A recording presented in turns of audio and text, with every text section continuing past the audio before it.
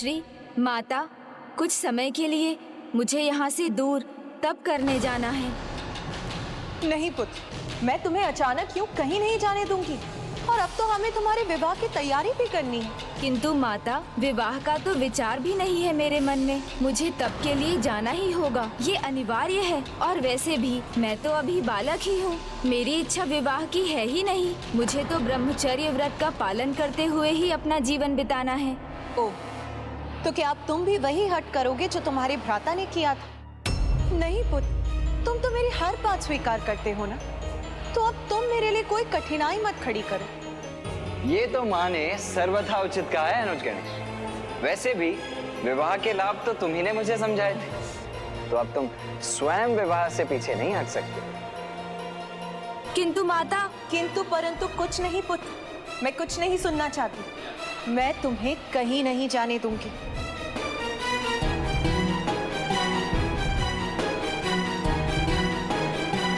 पिताश्री, माता को आप ही समझाइए ना। प्रिय, स्वर्ण भी तप कर ही कुंदन बनता है। चंदन भी घिसने के बाद ही ललाट पर लगाया जा सकता है। कदाचित गणेश का तप भी अकारण न हो, इसलिए हमें उसे रोकना नहीं चाहिए। किंतु इसका विवाह स्वामी, वो कैसे होगा? और ये तो ब्रह्मचर्य का पालन करने की बात कर रहा है। आप चिंता मत कीजिए देवी। कार्तिकेय का विवाह भी तब हुआ था जब वो अपने तप के लिए दक्षिण की दिशा में गया था। तो संभव है अब गणेश के तप से भी इसके विवाह का संयोग उत्पन्न होगा। इसलिए हमें गणेश को अनुमति दे देनी चाहिए। संभव है इसके तप के पीछे संसार का कल्याण छिपा हो। हाँ माता, मुझे अनुमति दे दीजिए ना। मेरा मन तो नहीं करता पुत्र, किंतु मैं तुम्हारे तप में बाधा नहीं बनूंगी। मेरा आशीर्वाद तुम्हारे साथ है पुत्र। तुम अपने तप में अवश्य सफल हो। बस माँ को जाने, माता की आज्ञा को वह सर्वोपरि माने। जीवन समर्पित है तुझको माता, सांस सांस अर्पित है तुझको माता, सांस सांस अर्पित है तुझको माता। जय प्रथम देवा श्री गणेश, जय विघ्न हरता श्री गणेश। जय प्रथम देवा श्री गणेश, जय विघ्न हरता श्री गणेश। जय गणेश, जय गणेश, जय गणेश, जय गणेश, जय गणेश, जय गणेश, जय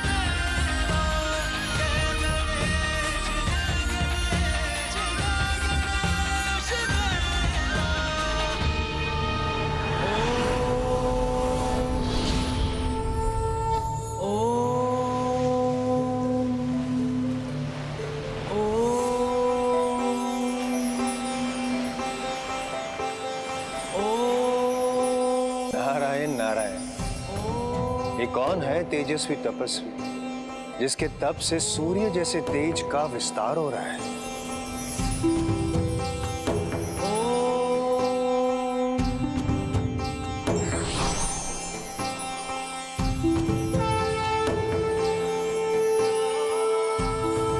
नारायण नारायण, ये तो स्वयं प्रभु श्री हरि नारायण है।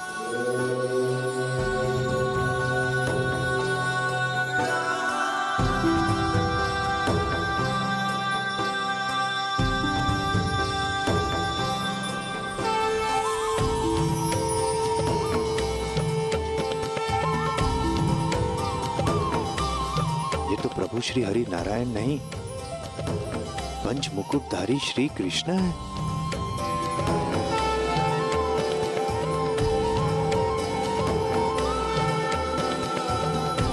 नमो विश्व स्वरूपाय विश्व स्थित्यंत हेतु विश्वेश्वराय विश्वाय गोविंदाय नमो नमः। नमो विज्ञान रूपाय परमानंदन रूपिणे कृष्णाय गोपीनाथाय गोविंदाय नमो नमो। हे गोलोक विधाता परम श्री कृष्ण, देवर्षि नारद का प्रणाम स्वीकार करें।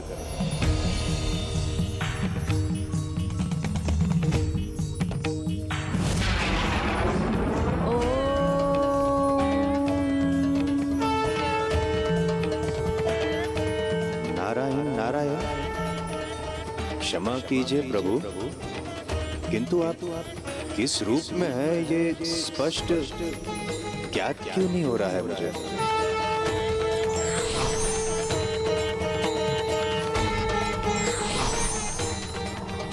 प्रभु, ये कैसी लीला है प्रभु, ये क्या हो रहा है।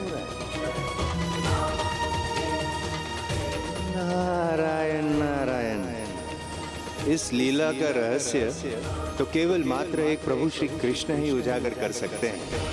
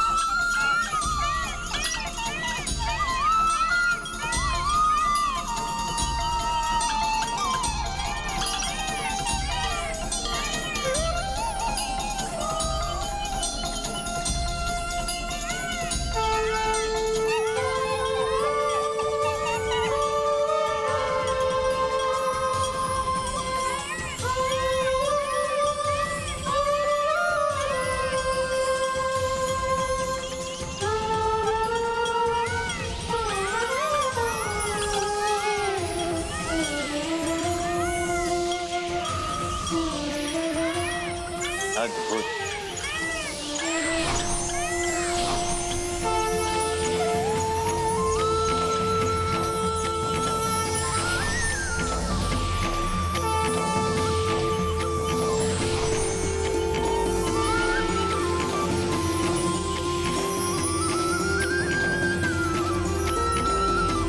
सुप्रियाय लंबोदराय सकलाय जगत हिताय, नागाननाय श्रुति यज्ञ विभूषिताय, गौरी सुताय गणनाथ नमो नमस्ते। प्रणाम श्री गणेश। व्यक्ति जिस भाव दृष्टि से सृष्टि को देखेगा, सृष्टि उसे वैसी ही दिखेगी। और भाव दृष्टि का बदला जा सकता है, और दृष्टि का भाव बदलते ही सृष्टि भी बदल जाती है। इसीलिए तो पाषाण में भी हमारे दर्शन हो जाते हैं। इसीलिए तो गणेश में मेरे और मुझ में गणेश के दर्शन हो रहे हैं आपको देवश्री।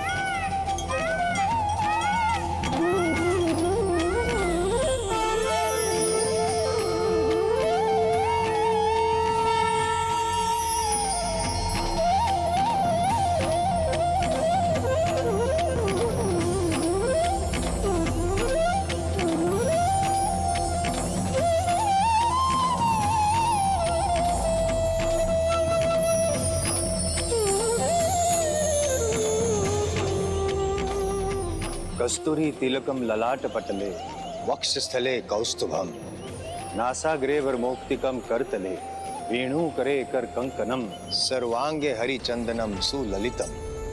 ये लीला आपकी है लीलाधर, या परम श्री गणेश जी की? मैं तो ये भी ज्ञात नहीं कर पा रहा। नहीं देवश्री, लीला नहीं, तत्व का रहस्य समझिए। मैं और गणेश एक ही तत्व तो हैं, परंतु नेत्र तो केवल हमें दृष्टि प्रदान करते हैं, किंतु हमारे मन की भावना हमें उसके भी दर्शन करवाती है जिसकी हम कल्पना भी नहीं कर सकते।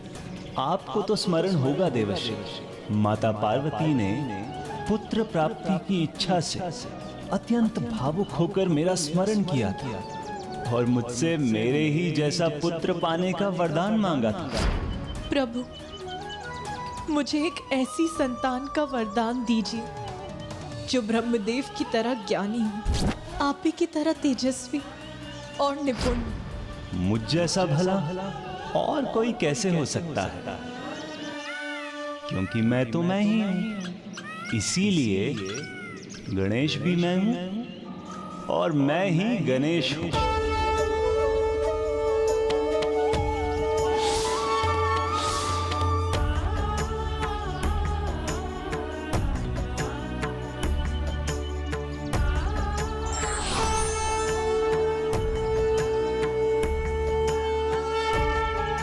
नारायण नारायण, समझ गया प्रभु। किंतु इस लीला के पीछे भी कोई रहस्य अवश्य है। देवर्षि नारद, आपसे भला सत्य कहां छिप सकता है? आपने उचित समझा। संसार की बुद्धि और युक्ति दोनों के ही स्वामी गणेश ही हैं, और वो तो विधि और विधान दोनों के कारण भी हैं। और अब स्वयं गणेश ही रचेंगे विधि का नया विधान।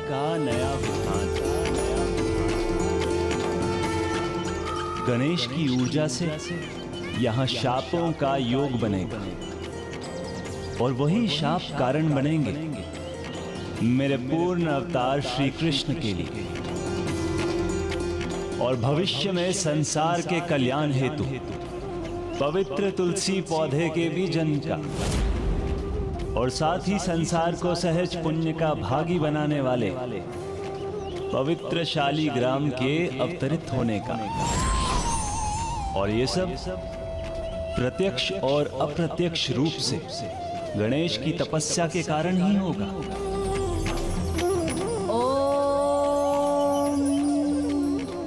तुलसी वृक्ष के उत्पन्न होने की यात्रा तो आज यहाँ गोलोक से ही आरंभ होगी।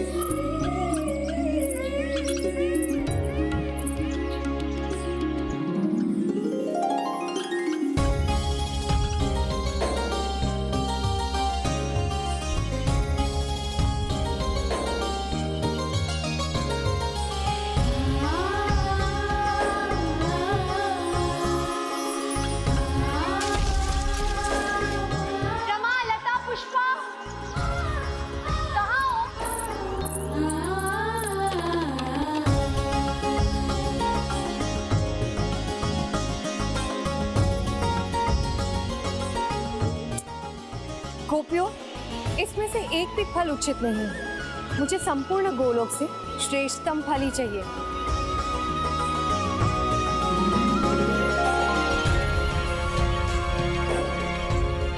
गणेश का तप अनुपम ऐसी अनूठी ऊर्जा उत्पन्न कर रहा है जो भावनात्मकता के चरम पर पहुंचकर जागृत हो रही है, क्योंकि स्वयं गणेश का जन्म उनकी माता के वात्सल्य की, पुत्र प्राप्ति की प्रबल इच्छा के चरम का परिणाम है। और यहाँ सभी पर इस ऊर्जा का अद्भुत प्रभाव होगा, जिससे उनकी भावनाओं में एक नवीन ज्वान आएगा, और फिर जो होगा वो विधि का नवीन विधान होगा।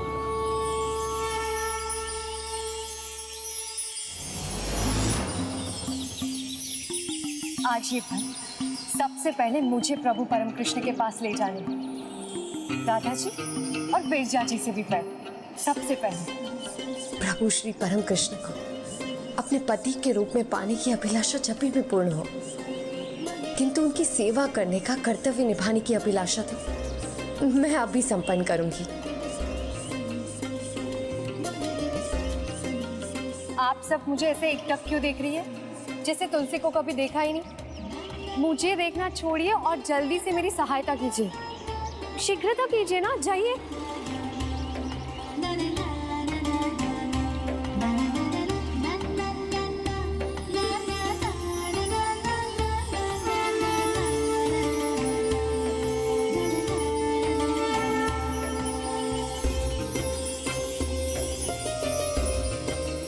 प्रभु।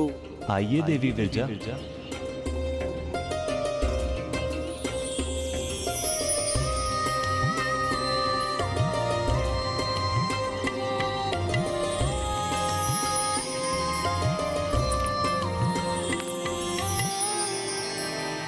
नारायण नारायण।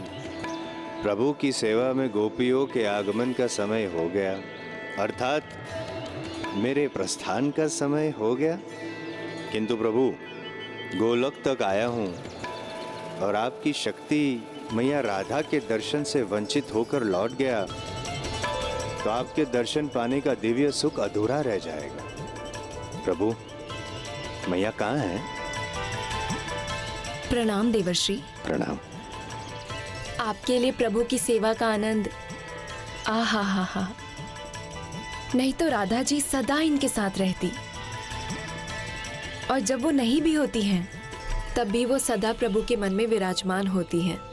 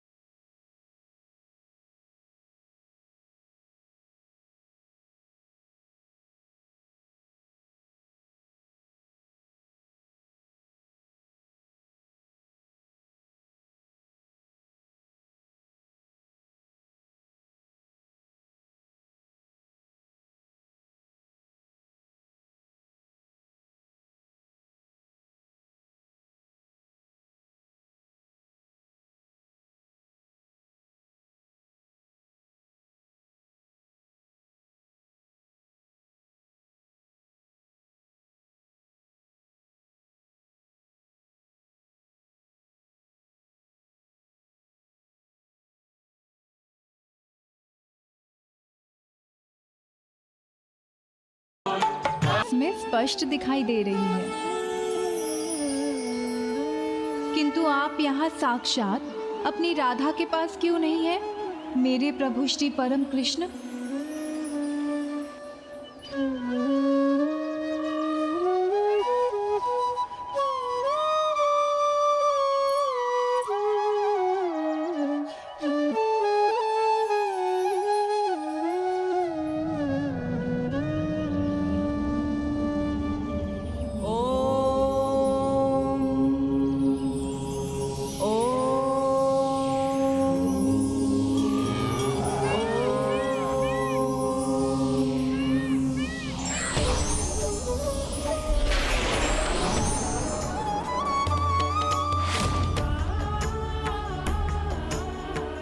ये क्या हो रहा है प्रभु?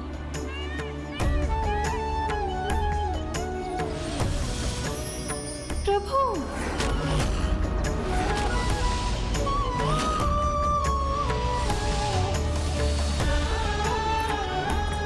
चित्र में भी आपकी छवि धूमिल क्यों हो रही है प्रभु? मेरे प्रभु, मेरे श्री परम कृष्ण।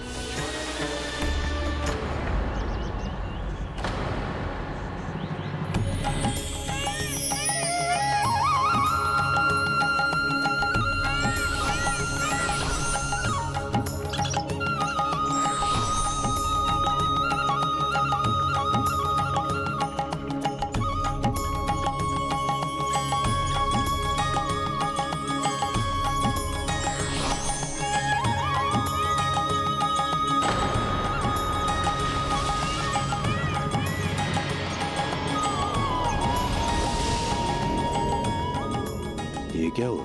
राधा मैया उनकी छवि प्रभु से दूर कैसे हो गई? राधे, अब वो समय निकट आ गया है जब एक दूसरे से दूर होना ही हमारी नियति होगी और हमें अपने पुनर्मिलन के लिए लंबी प्रतीक्षा करनी होगी। नहीं प्रभु, ऐसा संभव नहीं। आपकी राधा आपसे दूर नहीं हो सकती।